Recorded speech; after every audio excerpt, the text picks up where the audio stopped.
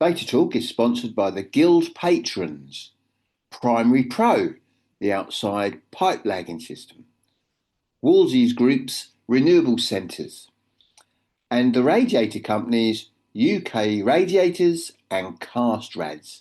Guild patrons help me and engineers in the Guild of Master Heat Engineers spread lots of good information about the UK heating industry.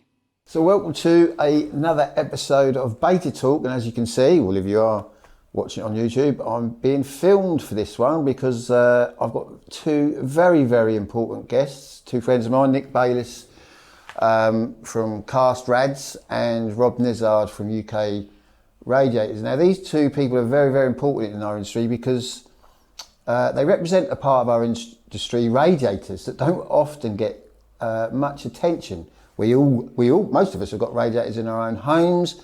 They're a pretty simple device, but if you get the radiator wrong, you can have all sorts of trouble. And there has been some things been going wrong in the radiator market for decades, maybe. Actually, we'll probably talk about that. And these two gentlemen are the gentlemen that I recognise, and other engineers in the Guild of Master Heat Engineers recognise as really pushing hard and trying to get the things in the radiator industry right for all the good engineers, well, all the engineers out there and homeowners. And they're both within something called MARC. We'll talk about MARC. So there are other radiator manufacturers within MARC who have been doing and working hard to get some changes. And this will be going out on National Regulator Day, hopefully.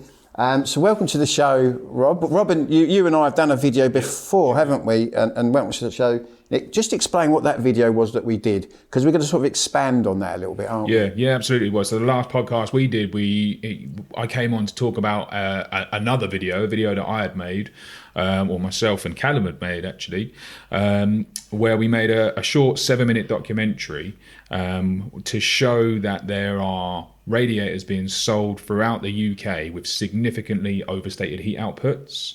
What we did in that video, we purchased 5 radiators from 5 different retailers. We took them to Bizria, which is a lab that is a UCAS accredited lab for testing and verifying radiator heat outputs. And we showed that those radiators were being advertised with heat outputs that were overstated by up to 38%. So then you invited me on to come and talk about that, and I had a good chat about the background behind the video and everything that we did in the run up to creating the video, and obviously all of the stuff off the back of it that we were trying to do and how we were trying to take that forwards and trying to get some change to kind of happen within the industry. And so obviously that's why we're here today, to come and talk about the progress and what we're up to now, and everything that's happened since that video went out.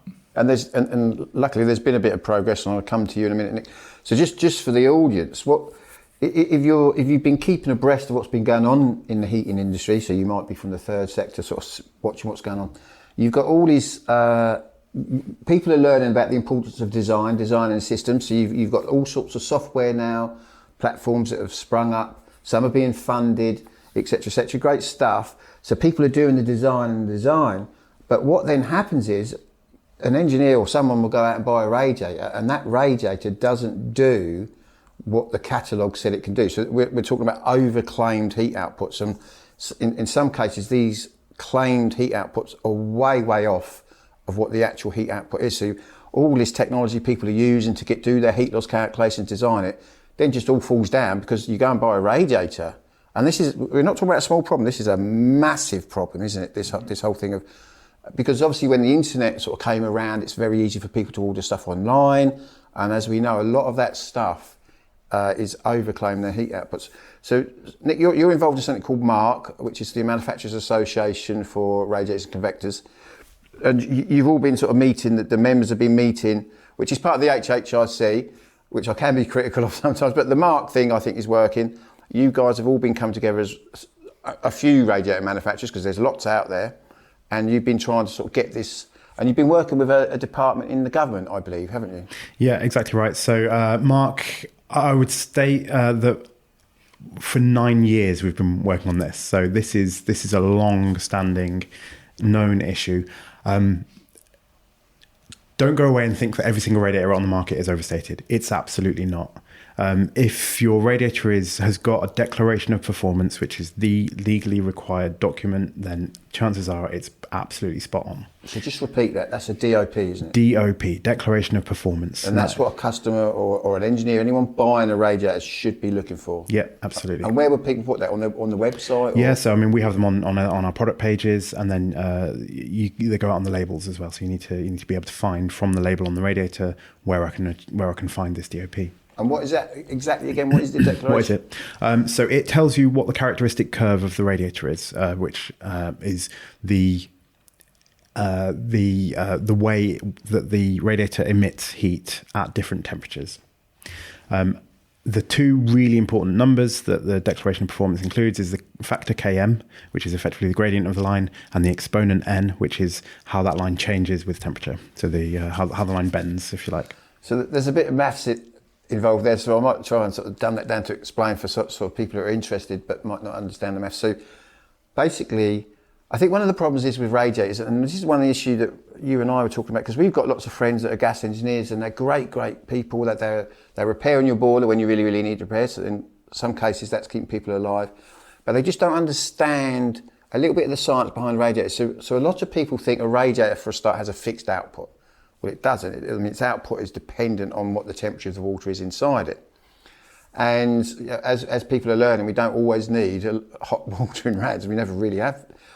Now, this thing, when people size, they use something called a correction factor. So I think a lot of the software out there uses correction factor, because as you drop water temperature in a radiator, the radiator starts, there's three ways heat can move: radiation, convection, and conduction. So a radiator is either convecting it heat or radiating heat on, and there's a bit of both. And as the temperature changes in the radiator, that ratio of how much heat is being radiated as opposed to convected changes. And it's not a linear, it's a curve thing, isn't it? And that's the numbers you were just mentioning. Yeah. Whereas I think when people also are designing their systems, they are using correction factors, which I think is linear, isn't it? Which is interesting. So I think some of the software out there still does that. But what we need to get to is where someone can buy a radiator and they know exactly what it's going to do at these temperatures. And that's because people are putting systems in their homes at the moment. The customer might have bought the radiators, and then no one's getting the right amount of heat. And of course, the engineer might be a great engineer. They can't visually look at a radiator and think, well, I think that's an overstated power output. They're having to rely on the information that they get either in the manual or the product specification. I mean, is this a really big issue still, even though you guys have been working on this for 9 years? Is it still an issue? I think it's fair to say that we've not made much headway in those 9 years until just recently. So a big shout out to Stuart Clements of HHIC. We've got OPSS on board, so Office of Product Safety and Standards, government body, and they are really, really concerned about this because taxpayer money is being spent on bus grant and zero rated VAT on radiators that are installed as part of a low energy system. And all of that money is being spent on potentially a system that can never, ever achieve the design potential. Engineers are making a really good job of saying, okay, I've got a loss of 500 watts in this room, 1,000 watts in that room. They're buying a radiator that is sized suitably at, a delta T of 30 or whatever. And then the consumer is still cold. And taxpayer money has been spent to allow that system to be installed. And in the week when there's been this scandal about external wall insulation, which was all funded by taxpayers' money, I think it's really important that we ensure that any government-funded initiative like the bus grant is done in the proper way. And all I'm saying is that radiators must be sold to the letter of the law, which just means that they need to have a declaration of performance, with a test that has been done by a notified body such as BISRIA in the UK or Milan Polytechnic in Italy. So is it a big problem? It's a big problem. It's potentially a big problem with bus grant, I think, is the most important thing. With a gas boiler, easier, you turn the temperature up, you don't notice it, perhaps. What you've said there about taxpayers' money, and I know Rob, I love Rob's posts on LinkedIn. I think people forget that bus grant is tax people, because so people will say, you get a free heat pump installed, or you'll get it free. You might pay a little bit on top. People like your big players like Octopus, have managed to sort of keep the costs down for but that money, that 700, that's what we're all contributing to. So it's not really free. It's our money, and you kind of want it to be done properly, then, don't you? Because it's otherwise a waste of our money. Yeah. Absolutely. Yeah. I mean, it's already hard enough to get an ROI on that 7.5K anyway, with the amount that you can save, right? And then if the system then doesn't perform because the consumers bought radiators with overstated heat outputs, like, I mean, the amount that it costs to rectify alone is beyond that 7.5K anyway. I mean, I've been contacted since that video went out, been contacted by multiple homeowners that have fallen foul of this, right? Where they've had radiators they've had heat pump systems installed, they've taken advantage of the bus grant, they've got all new radiators put in, and the system isn't performing. I've been contacted to ask, do you think there could be a problem with these radiators? Every time I've been asked that question, the answer has been yes. And I have also been contacted by homeowners that have then done their own research and dug in and discovered, by comparing back to previous brochures from the manufacturers that they've bought from and doing their own research, that they've come to the conclusion themselves that absolutely these radiators have been have been wrongly specified because they had the heat outputs were overstated in the catalogues they were provided, and we're talking thousands and thousands of pounds to then rectify. Because if you've put all new radiators throughout the house, especially if they're column rads, designer rads, cast iron rads, these things aren't cheap, especially when you're doing a whole house, and people are being left well out of pocket. I suppose it's because the radiators, we all take radiators for granted, don't we? I mean, Nick, you specialise in cast radiators. If anyone wants a cast radiator, this is the only person I sort of recommend, because cast is actually quite a very, very scientific thing. So when people cast metal, which has been around for a long, long time, there's a massive spectrum of quality. And I've put cast radiators in back when I suppose the internet became popular. People could buy stuff for themselves at home online. And I had a friend buy one radiator, it was about £1,200, and it ruined my system because the flakes that were coming off inside this cast radiator were just constant for about a year. I'd have to keep taking it off, take it outside, connect the hose pipe to it, flush it through, put it back on the system. I mean, he was my best man at my wedding, so I mean, he was getting free work, but it was kind of, I mean, he ordered it, I didn't order it actually. I mean, it's beautiful, but again, no one, unless they knows what they're looking at, you do, understands quality of cast. And yeah, it was very, very bad quality. Now, you've been involved in cast radiators for quite a long time, haven't you? And you're out in New York as well, aren't you? Yeah. So we've got a showroom in New York. I went over in 2018 to set that up with my 18-month-old baby, and that was a great experience. We now have a showroom in Soho and a warehouse in Brooklyn. But one of the interesting things that I learned out there was the idea of temperature independent outputs. So they use this thing called EDR. There's a guy called Dan Holland who wrote all of the most fantastic books. Pumping away. Absolutely. Yeah. Lost Art Steam Heating. Taught me a lot. Have you met Dan? Yeah, he's a good friend. Great guy. Yeah. And his daughter, Erin Holland Haskell, who runs Heating Help, which is a fantastic resource for all things American heating. Yeah. So they use a different system. They use this thing called EDR, equivalence of direct radiation. It's just the square footage of the radiator. And I was looking this morning before I got here. I was looking at a 1967 catalogue from Ideal Standard, and they use the same thing. So this idea of temperature independent output is not new. It's not new. The only and then you take your square footage and you apply a multiplier, and that'll give you the BTU output of that radiator, and the multiplier depends on what the temperature of the fluid inside. And I say fluid because it might be steam, it might be hot water. So for instance, if you've got an EDR of let's say 10 square feet on hot water, you multiply that by 150 for a mean water temperature of, I'm going to say 170 Fahrenheit, might be 150. So you multiply by, let's say 10 square feet by 150, that'll give you 1500 BTUs, but that's not right. Anyway, whatever the maths is, I forget, but it will give you the number of BTUs at that water temperature. If that same radiator is on steam, you multiply it not by 150, but by 240, and you can see how you've got a temperature independent, fluid temperature independent output marker. And a 10 square foot 10 square foot radiator is always going to give you 10 square feet of radiation. The same thing exists in the Ideal Standard catalogue of 1967. They have the square footage and they give you a multiplier, and that'll tell you the output. We stopped doing that in the UK, and at MARC there has been talk of introducing a temperature independent output. And I think it's a good idea, especially as we move towards lower and lower system temperatures. You want to, you don't want to just know that it's 1,000 watts, because that doesn't tell you much.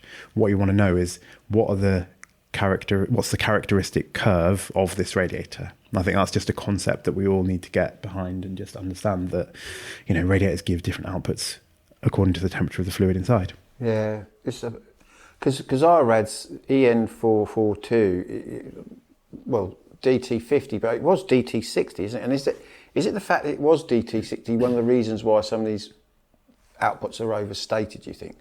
Because someone with their product say, oh yeah, well that's DT60, but not tell anyone it's DT. So you're getting these overclaimed outputs. And we worked out though that this has been going on for quite, we looked at some old catalogues, didn't we?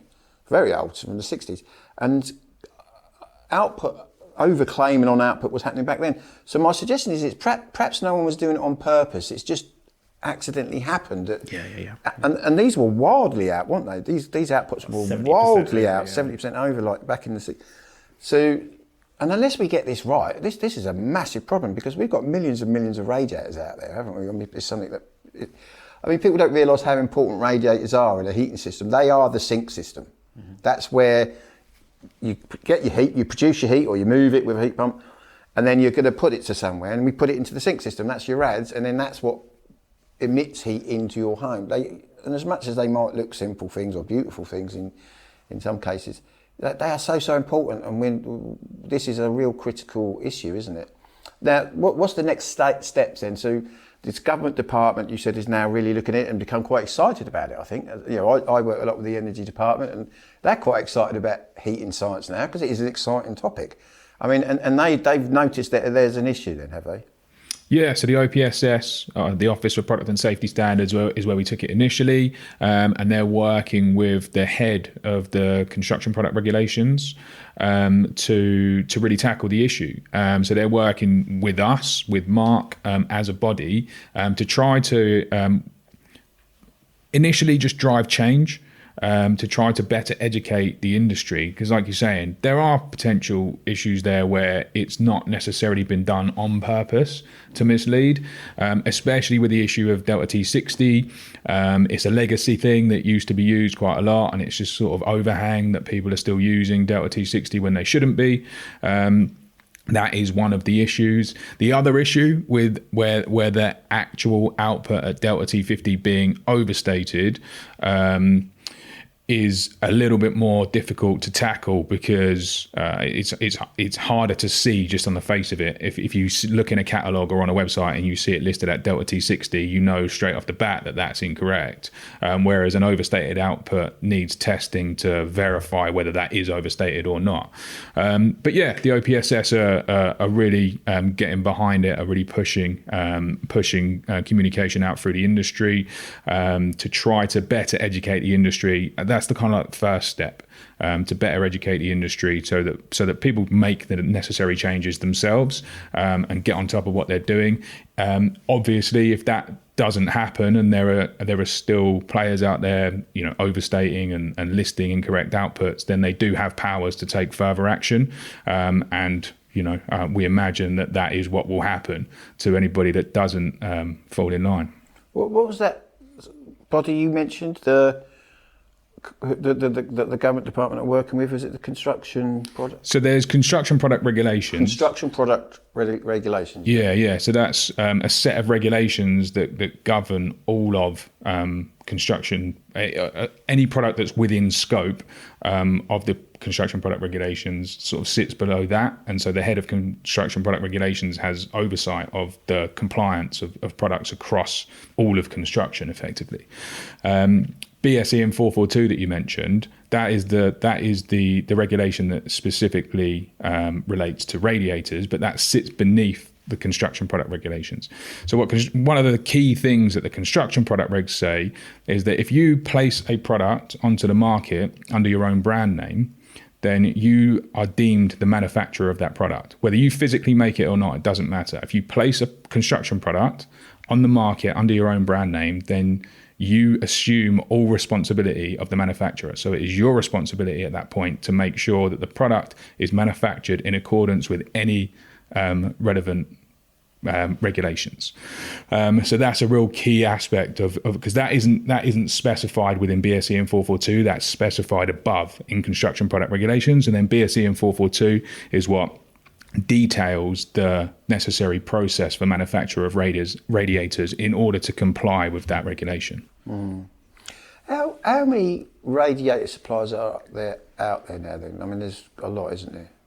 I mean, and that's, I suppose, so I could set up a radiator company tomorrow, find some factory in Turkey or Asia that makes them, and then I could overstate or overclaim output. I've got no quality control, but I can then go on, I can buy them from Alibaba or whatever I want.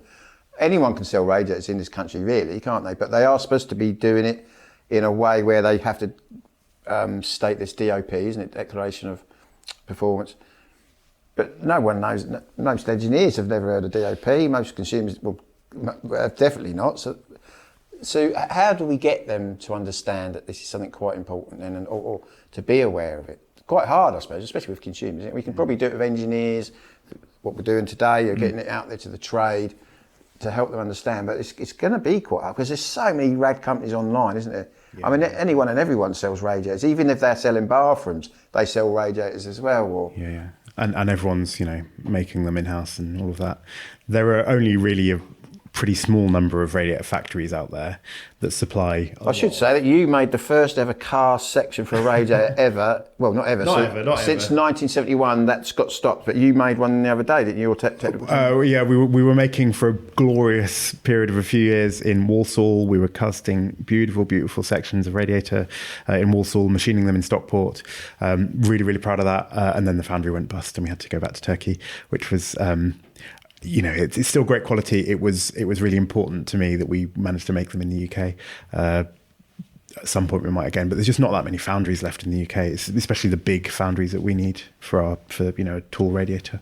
And then you go out to Turkey to QC, quality control. Yeah, absolutely. Out there, don't you? And you do as well, Rob, don't you? Yeah, we've had radiators made in Turkey, in Italy, in China, and everywhere has the same challenges. Quality control is a challenge wherever you have wherever the radiators are being, or wherever anything is being made, right? And so it is our responsibility though to make sure that the radiator is manufactured in accordance with the standards that we are by law required to adhere to. And it's the same for anybody else selling a radiator or any other construction product for that matter. If they place it on the market under their own brand name, they are responsible. So it's not, quality control might be hard, doesn't matter. You could go on Alibaba or anywhere else and find a radiator and buy it. But as soon as you put it on the market, there are laws that you have to adhere to, and you should be aware of that, right? And so that's kind of what we're trying to do at the moment. It's being tackled from both ends. So we're trying to get the message out there, trying to do things like this and to get it out into the press, just to spread that message from that end of the market. So an education piece, but then obviously the OPSS are contacting businesses at the other end of that kind of market, so that so they are doing what they're doing in the background, let's say.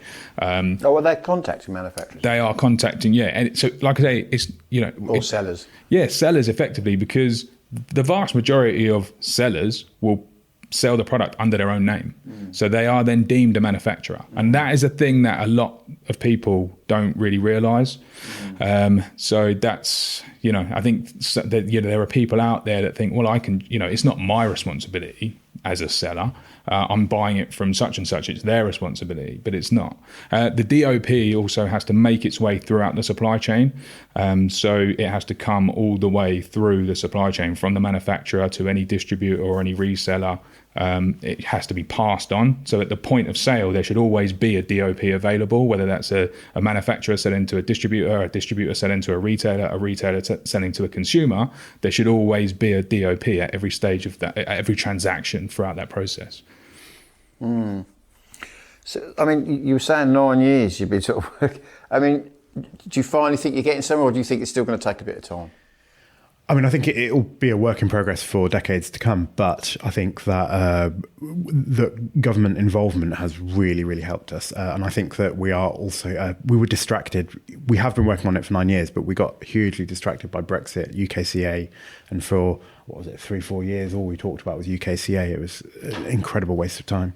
What's UKCA? That's a MARC, isn't it? Yeah, I mean, it was supposed to supersede CE post-Brexit. And so, we had to use exactly the same standard, but put some different letters on to say that we adhered to the same standard as CE. And then at some point, government just said, actually, don't worry about it.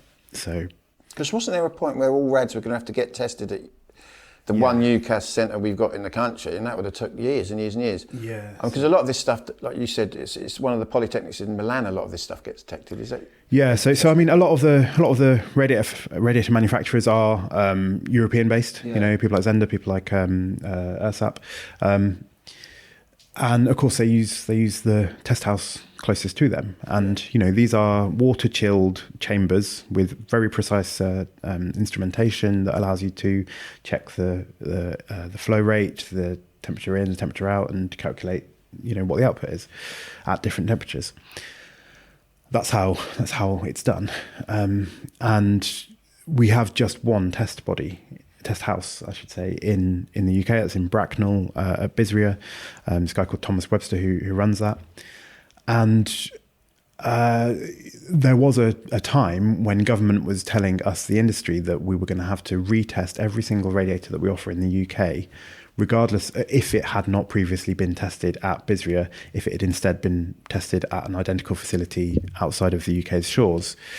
And it was just a nonsense, because I was going to Bisria saying, I'm bringing out a new radiator. Can I get it booked in? And they were saying, yeah, you can test it in 2032. And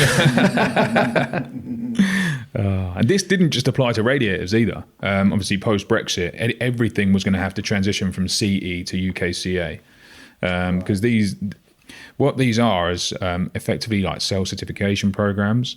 So when your product complies with the relevant standards, you are then entitled to place this mark on your product. So obviously, there's a legal requirement for radiators to comply with BSE and 442. Provided your radiator complies, you can then place the mark on your product, on the radiator.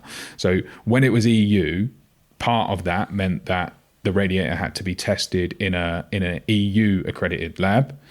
When we left the EU post Brexit, UKCA was going to be the replacement for that, and so then to be able to place the UKCA mark on, part of the requirement was that it had to be tested in a UK accredited lab, which there is only one. So yeah, bit of a nightmare, isn't it?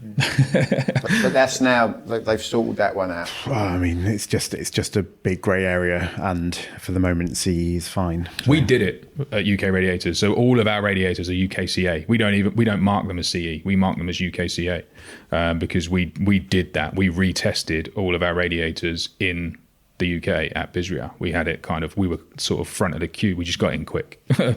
Just for people listening to this, Rob, I mean, if someone wanted to buy your radiators, they think, cool, I'm getting what's said on the tin, and same with you, they want a cast. It's online. They go online, don't they? They visit a showroom they can go to. For us, yeah, we're purely online, ukradiators.com. Yeah, and you're online, Nick? We are online, but we're also we've got a showroom in London on Fulham Road. We sell through various resellers across the UK. Yeah. People like the Radiator Centre, and other. Do either of you do different colours? So, I mean, you're pressed steel panel radiators. I mean, do you do different We don't colours? really do pressed steel panel rads, to be honest. No.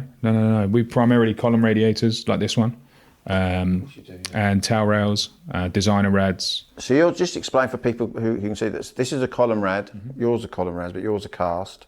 And what's this? Steel. Steel. Yeah. So lighter, quicker to heat up, lighter weight, but I'm sure Nick would say that there are benefits of cast iron over steel. But Well, I mean, that's an interesting. So probably people might think you two are competitors, and in some ways you are. But I mean, as I want people to, you two. If I was to pick two people in the radiator industry that are doing most for this industry, it's you two.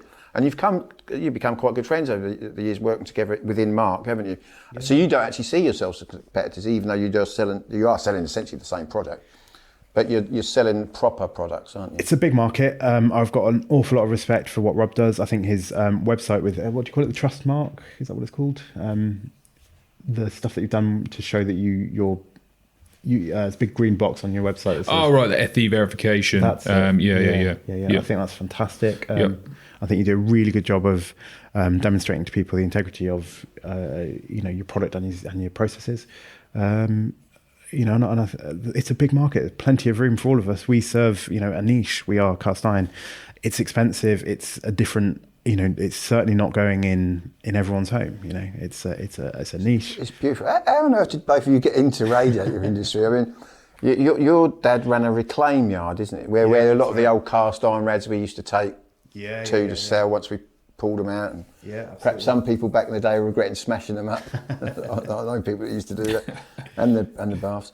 And how did you get into the radio? Me, I was just a bit of a kind of lost youngster, if you know what I mean. So spent a lot of years just in and out of trouble, didn't really go to school. Well, I went to school, but didn't really finish school. And so when I left school, I just went from job to job to job. And then eventually, I think I saw an advert on TV, right, for eBay. And a light bulb went off and I just went, that's what I need to be doing. I need to be buying and selling. I kind of remembered something from my youth because I never wanted a job. I just always wanted to buy and sell things. So I used to say, what do you want to do when you're older? I just want to buy and sell things. That's not a job. You need to think of a proper job. Well, like I say, I was probably early 20s, saw an advert for eBay and thought, I can just buy and sell things. The internet is here, right? So I just started buying products and selling them on eBay, and I spent God knows how many hours making very, very little money, but was happier than anything because I didn't have a job anymore. I was working for myself. I was doing that for a number of years, and like I say, it was very difficult to make any money. And then, so I needed to get a job. I needed to earn more, and all I was doing was selling on eBay. So I started looking for jobs working for online retailers, and I found an online retailer local to where I am, Colchester, that was selling plumbing and heating, bathrooms and radiators and all of that kind of stuff online. So I went and started working there. And so that's how I got into the industry. Me and the owner of that business then set up a wholesale company selling radiators to other online retailers, and then that evolved into UK Radiators in 2020. So long story short, that's how I got it. And like I say, I suppose you got into it sort of through the reclaim yard your dad was running, or somehow. How did you get into radiators? Yeah, so my dad had a reclamation business that was selling, among many other things, reclaim radiators. So on a Saturday, I used to take apart old radiators. He then sold that business, moved over to the Caribbean with his retirement pot, which dwindled for various reasons. And he came back with a limited amount of money and bought a couple of containers worth of radiators from China and started selling them to the contacts that he'd made through the reclamation business.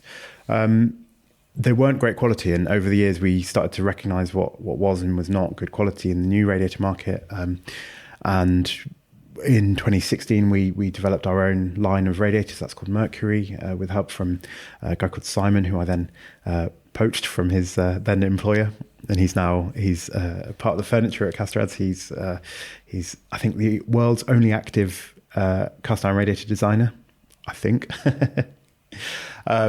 And since then, we've designed other models and really, really honed in on what a good casting is, what good machining is, what good gaskets are, how to make good end bushes where the valve is going to seat properly. We're really, really focusing in on, microns of tolerance to ensure that a proper seal can be made first time, all this kind of stuff. Because you and I know when people, let's say people want a cast iron radiator because they are beautiful things, they're aesthetically pleased by them and they look at it and think, well, that looks brilliant. But there's a lot of quality. So you just talked about things like, because these things are built sectionally, aren't they? Yeah. And you've got to get that seal right, which means the faces have to be really, really accurate. And you would use, fibre seals? Yeah, so we use a product called Gambit AF200, which is safe for steam, hot water, and so on. It's a non-asbestos fibre gasket. Yeah. But it's not very compressible, so it doesn't take any lack of tolerance. If the sealing faces are out, you're going to get a leak. And all your machining is done at your place in Stockport, isn't it? Yeah, almost all of it. Not all, but yeah, most of. And but every radiator has a fibre gasket in.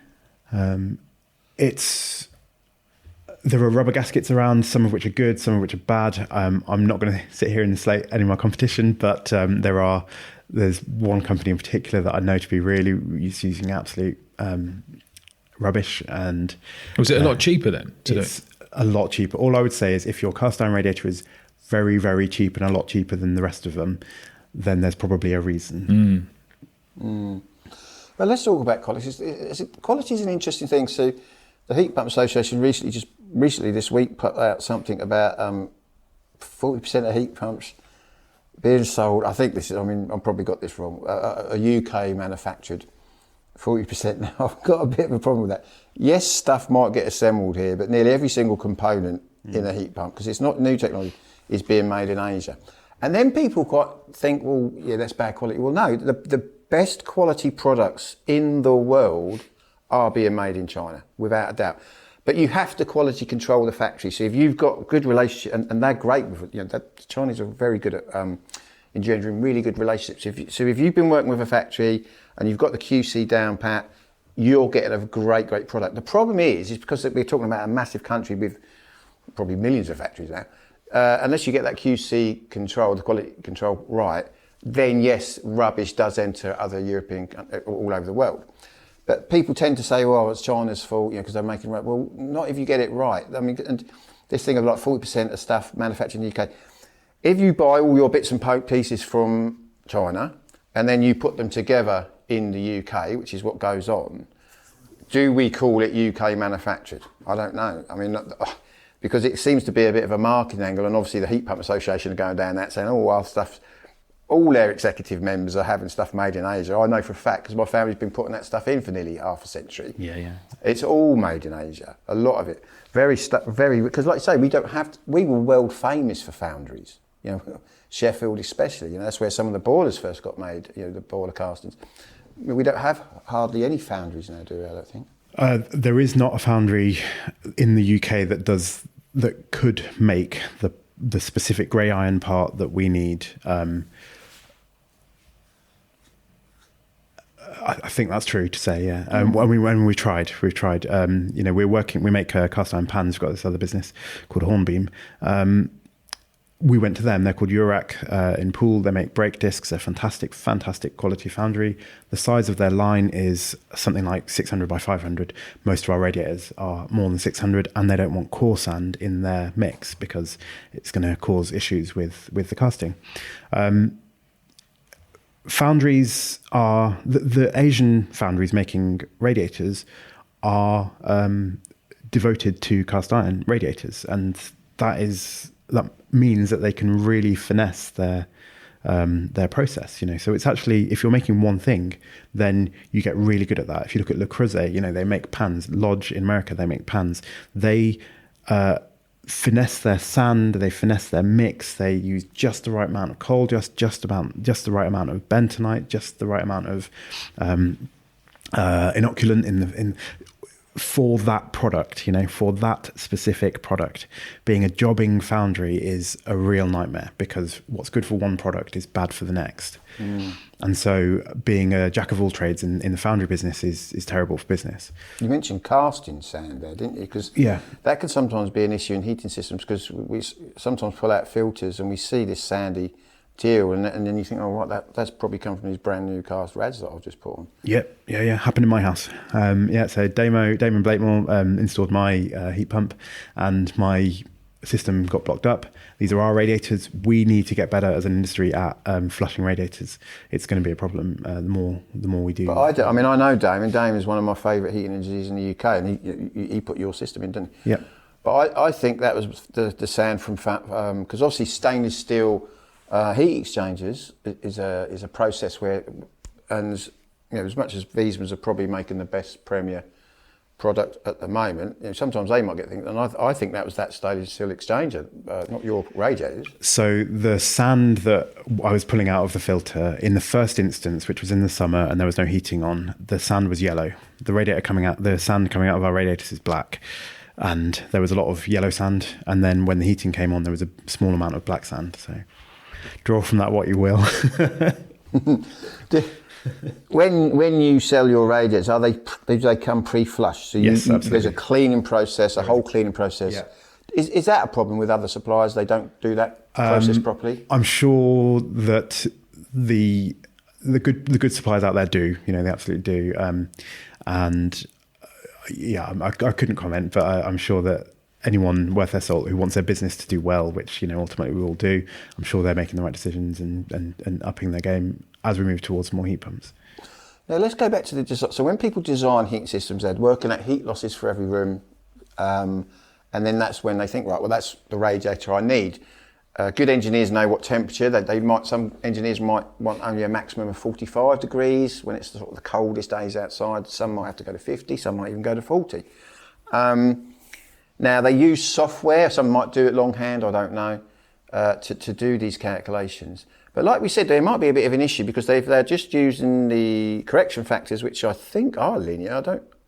I don't know. I mean, I can't remember if they are doing the curve bit or not. But have you two ever thought about, because that's all of a sudden become quite a competitive market. I mean, back in the day, I used to promote heat loss, and I was writing about it in trade media, and I used to promote one of the ones that came on sort of at the time. I won't mention their name because it won't be fair to the others. And they came on and said, we're the world's first computer software. And I said, well, you're not, because my mate was doing that back in the 80s on all this, like, I don't know, Linux and all these other sort of spreadsheety programs. Been around a while, but it's a massive competitive industry now. That whole do you guys ever think about doing it? Because you sell radiators, and if I was to buy a radiator, I'd probably, and there's someone like yourself selling that radiator, I'd probably be more inclined to think, well, actually, your software doing design is actually going to probably be more, because you're in the business. You're not just like a startup that's just come along and thought, oh, this industry's making money, let's get involved in it, because that's happening. That's happening a lot in this industry now. Unfortunately, there's a lot of startups that are in it because they know they can make a lot of money, and they think, oh, they're doing something that's really, really great for industry. Not really. They think it's great. But I mean, is there anything you've ever thought about doing your own design software or getting into that sort of thing? Because you're kind of attached to it, aren't you? I mean, full design software. Like every radiator website in the UK has a heat loss calculator, right? As a BTU calculator, as is pretty comprehensive. So we have a room by room heat loss calculator that is pretty comprehensive. I would say it's probably the best out of all the radiator websites. Right.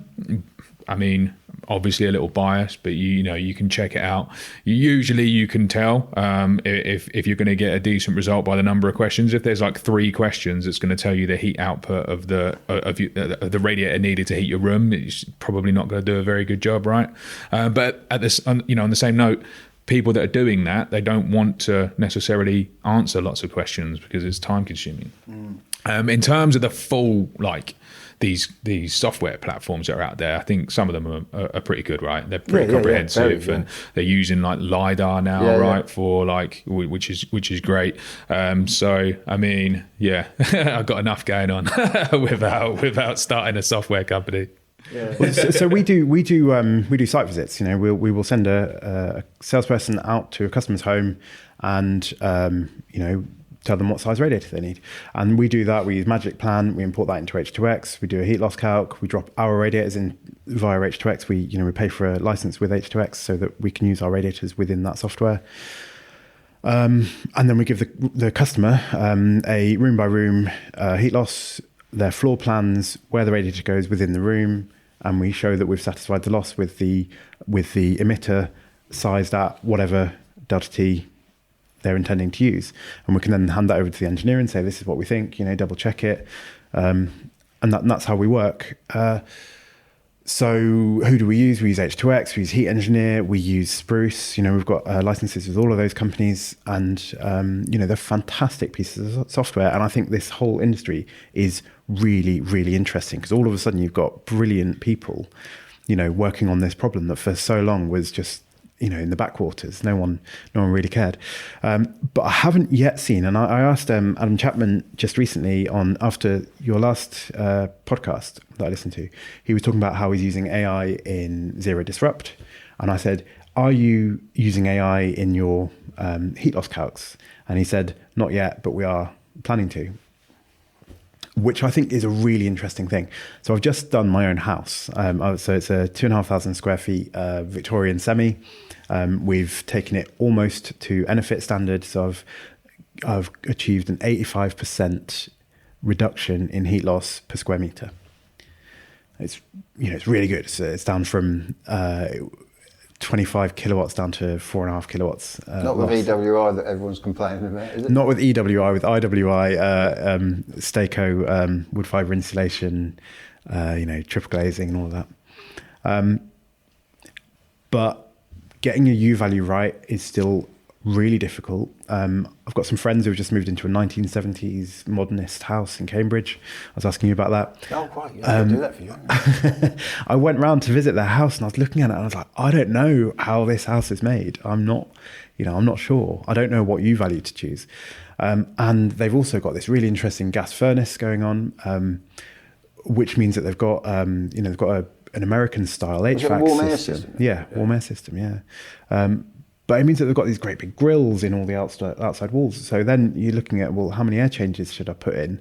Well, it's not. I don't know. It's not MCS. It's not SIBC. Which standard should I use, and what is the value? And I think it's just, there's a lot of guesswork still. And I think that we would do well to try and refine those standards and get better. And I know that there's a lot of people much cleverer than me working on this, so I'm just interested. Let's talk about measures. So, and obviously I've chatted about this for years. So obviously calculations, as good as anyone. I mean, even if you're from BRE and you really know building fabric and you come around with your U-value calculator or whatever software you're using, you're still making assumptions. Mm-hmm.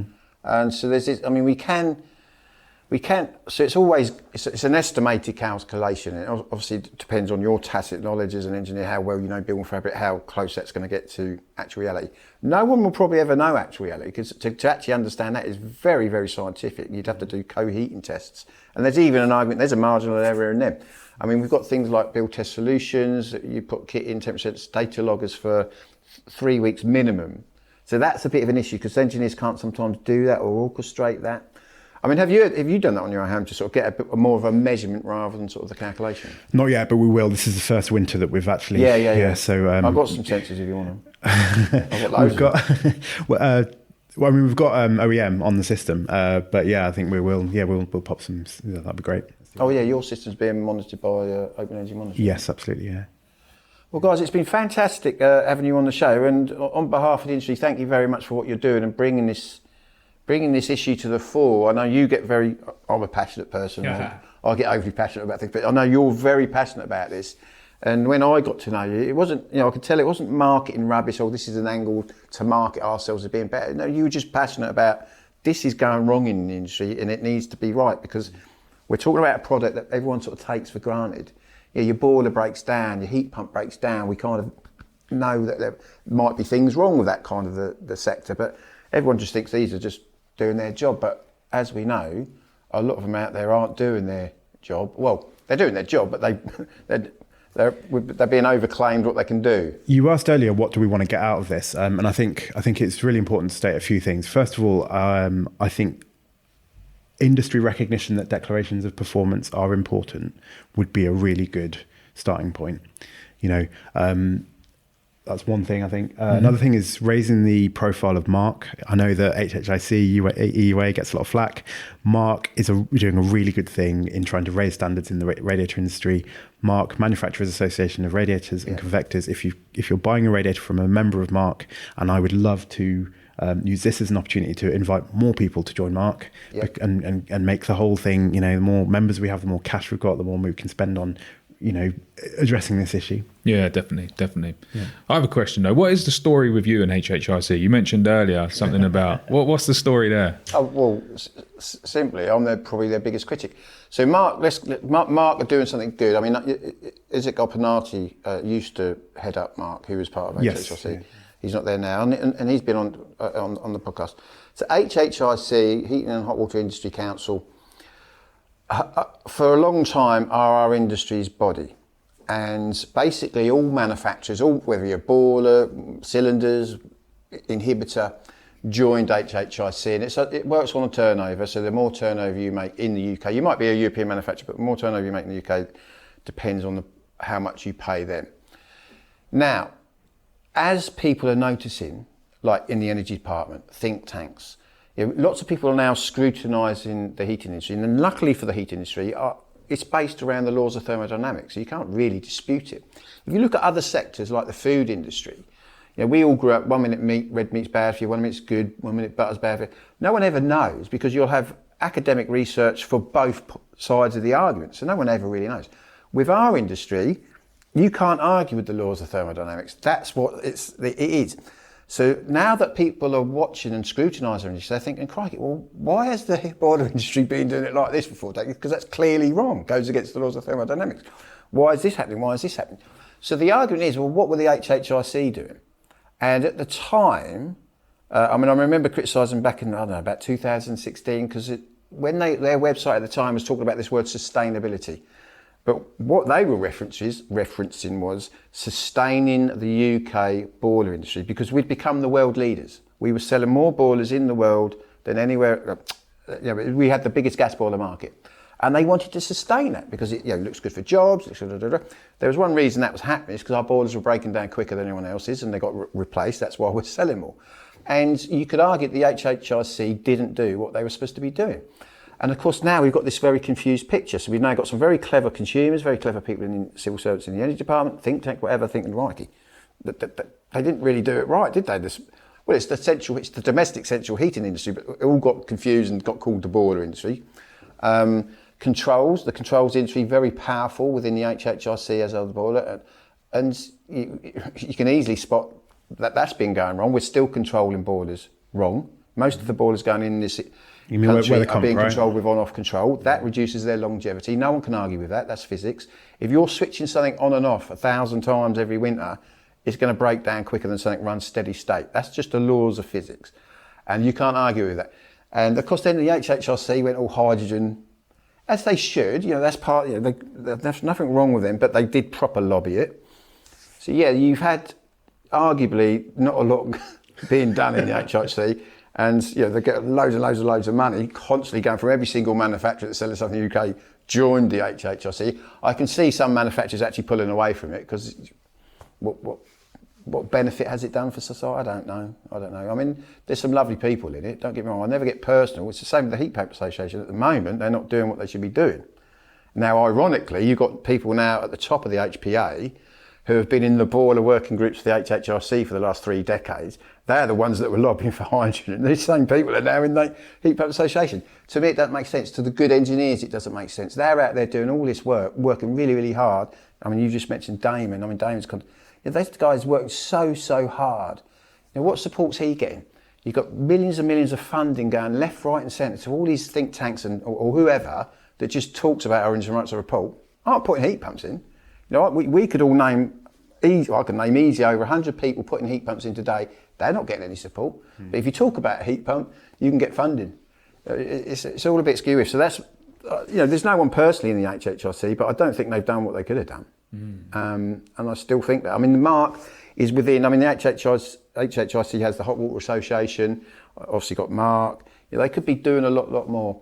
And obviously it's got the inhibitor, the big inhibitor chemical boys within the HHIC, quite powerful. And they've been fighting back against VDI 2035, which is how we protect the radiators from corroding. Now, even though people like Fernox sell it in Europe, the equipment for VDO2, here they all keep quiet because chemicals is the big seller, and they want to maintain that market. So it usually comes down to maintaining a market, not listening to the science or listening to the good engineers. That's your criticism. And so that's where there's a bit of tension there, or because like Nick did ask if some of the guys from MARC wanted to come on, and they was a little bit unsure because obviously I'm on it. Yeah. So I just wondered like what that was, because I would think if there was stuff that you'd said that they disagreed with, then they would just come and challenge you on it or talk to you about it. I mean, I'm sure you'd have them on, right? Yeah, without a doubt. Like I say, the people within it are great. There's a lot of, I grew up in this. My grandfather would have been going to these he was on British Standard board meetings. He wrote the standards for off-deck, ruddy.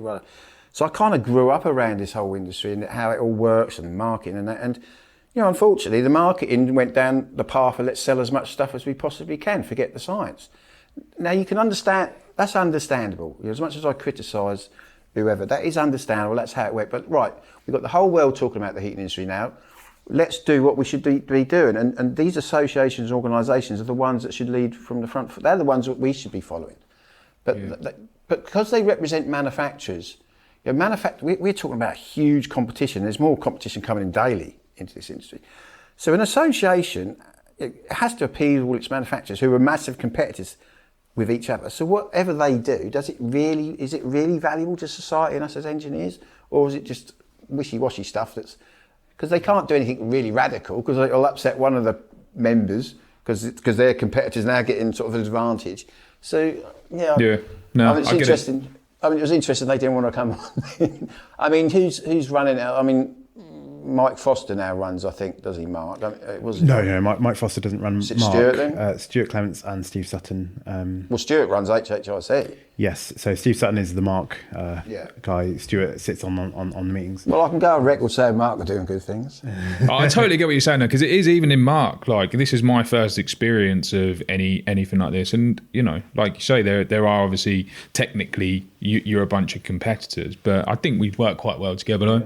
Though it can be difficult to get as much done as you necessarily want, but then we have our own individual voices as well, so we can obviously go off and do our own things, and that's part of what we're doing, like what we've done with the video, and we've got more to come on that, like what I was talking about earlier with the case studies, and I would have liked to have done that as like within MARC effectively, but certain things you need to sort of step outside and just go and do it, so that's what we're going to do on certain things, but then just work within the organisation as much as we can.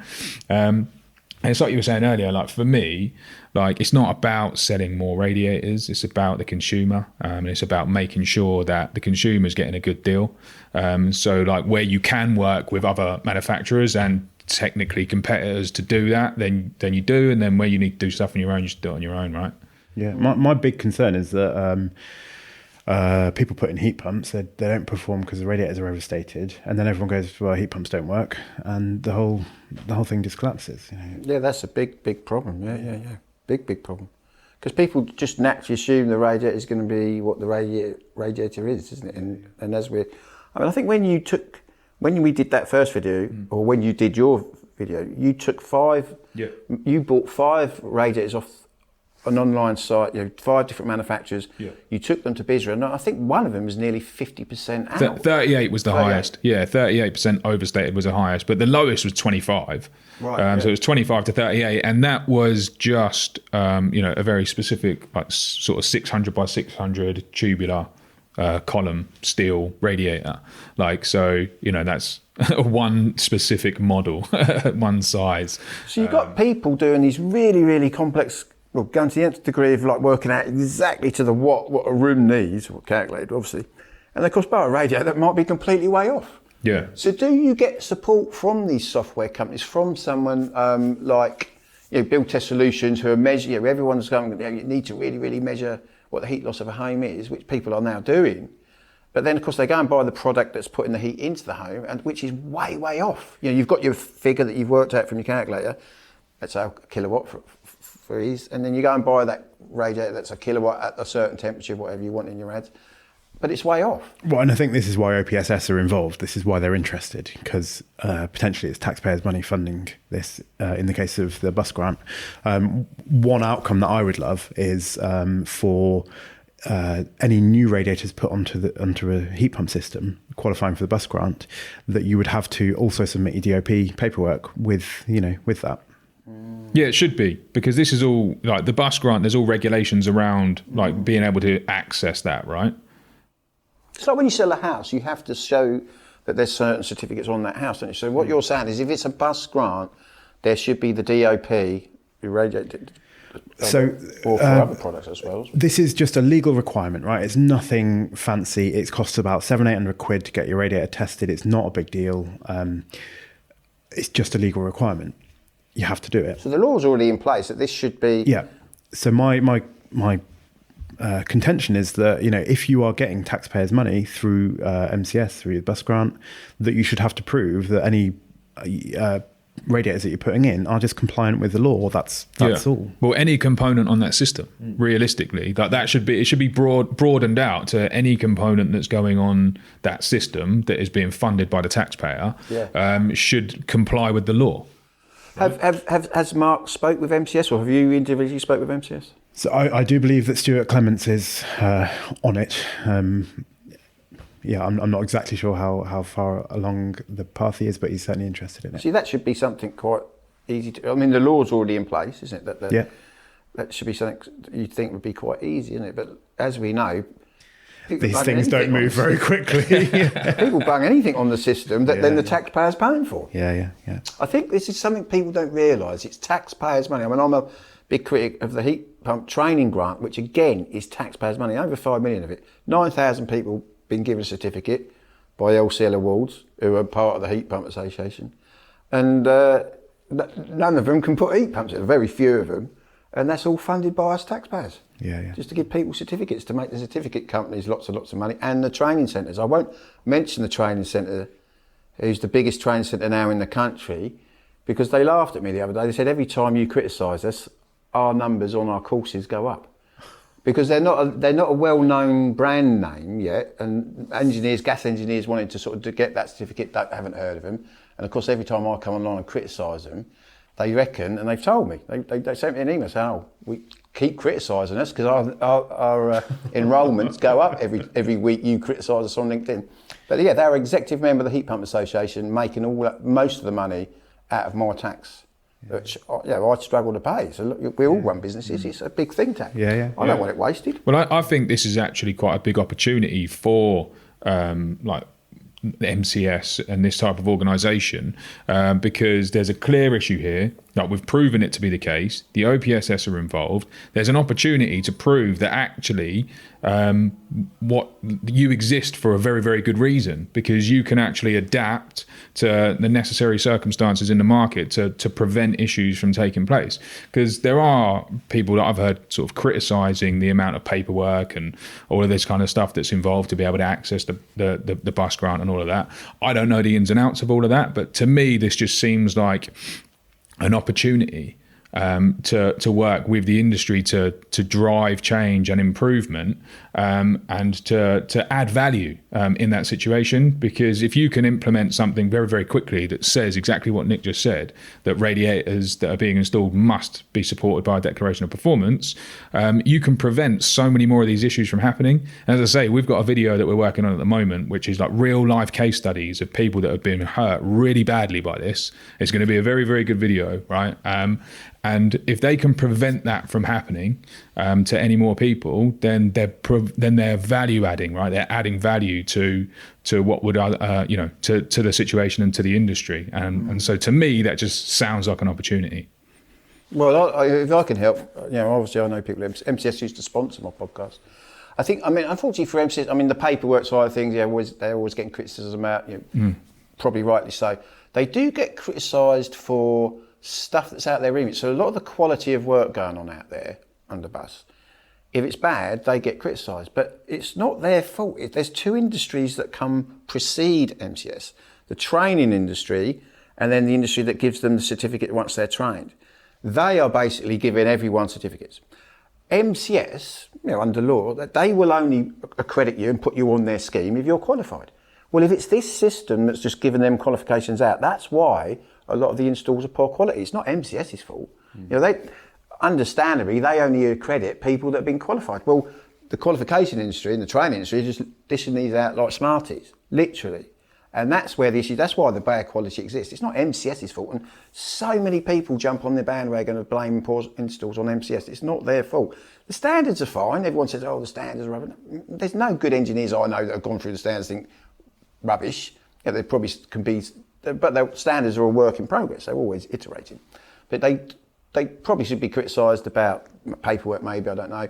But yeah, there is some ways they can support, isn't there? But this DOP thing is something they could definitely jump on and get that really out, the knowledge out there that's what needs to happen. Definitely. I think there is just this very interesting thing happening with heat pumps in that it's not an easy install. Like it's never going to be easy, and you need people who know what they're talking about and know what they're doing. I've had 2 heat pumps installed, Wes Hort and Damon Blakemore, both fantastic engineers. Both guild engineers. Yeah, really, really know what they're doing. And I expect to pay good money for a high quality service, but we have, as a nation, we have just gotten used to really, really cheap stuff, and cheap labour, cheap parts, cheap products, and we also perhaps don't expect the design life to be as long as as they should be. We have expensive energy though, Nick. We do have expensive. It's upside down really, isn't it? Because if the energy wasn't so expensive, then you could afford to invest more into the system. But where the energy is so expensive, you don't want to pay. People can't afford to invest so much in the system, and it's sort of almost upside down because, like you say, labour and everything that goes into to designing and installing a great system does have a huge amount of value. I'm not saying energy doesn't, but it's like we end up overpaying so much on the energy side that it makes it so much more difficult to be able to afford good quality installations. I mean, I think 3 decades of suppressed pricing, artificially suppressed pricing on products has allowed our wages to stay lower than they perhaps should do in the UK. And that's why none of us got any money right now. Anyway, perhaps a conversation for another day. Well, I'd like to thank you both. It's been a great chat. Such an important topic. Nick, I'd like to thank you for being one of my guild patrons for the Guild of Master Heat Engineers, and I'm going to probably try and tap Rob up to become a guild patron. There's only going to be 6 guild patrons, so they're very special people. I don't choose any old person. Thank you ever so much for coming on. Thanks for having us. Guys. Thank you. Yeah. Thanks for hosting us, Rob. No worries.